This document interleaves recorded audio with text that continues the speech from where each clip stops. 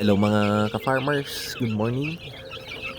It's 6:30 in the morning. Bago tayo pumasok ay bisitahin muna natin itong ating mga alaga. So pinagalo na namin yung yung 1 week old tsaka 2 weeks old.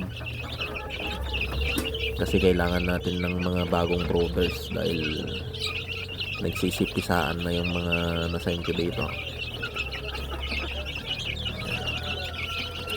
Pakain muna tayo, and at the same time check kung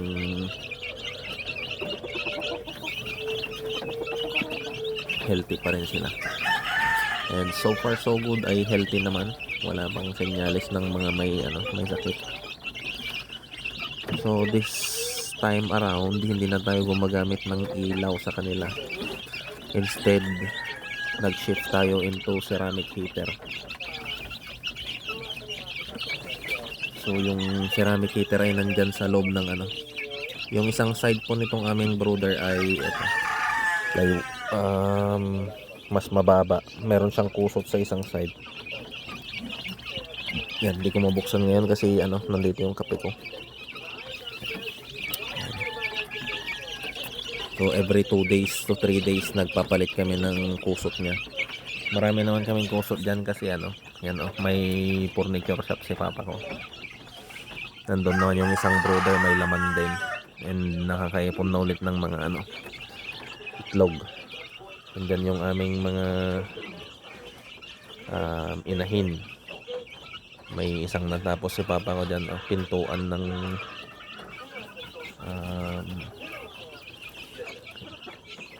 pulis. So andun naman yung isang ginagawa natin ko na brooder. Yan. So every time na may ginagawa kami, medyo may mga upgrades. So yung sa bagong brooder namin, nakaabang na yung para sa ganito, para sa bubong.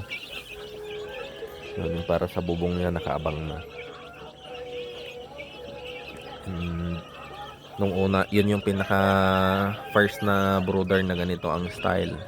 Ito naman yung second. Ang naging problema namin dito, hindi siya naka-direct yung mga poste niya para sa bubong.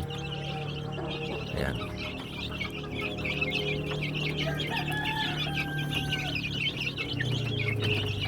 So far so good, healthy naman sila. 1 week old and 2 weeks old ito, pinagsama na namin. Saka lang natin ibababa ito sa lupa after 30 days siguro. Kalagitnaan ng February natin ilalabas. At kailangan natin munang mag-vaccine. Sumilip ako sa incubator kanina, may mga pailan-ilan ng pumipisa. So there is a need na matapos na talaga itong brooder na ating ko ngayon. Sa mga gustong magpagawa ng ganitong style ng brooder, maayos po siya. I-message nyo lang po ako o kaya si atin ko. Kung may mga gustong magpagawa rin ng furniture dyan, pwede rin naman. Pag-usapan natin kung ano yung mga design na gusto ninyo, kung ano yung mga kailangan.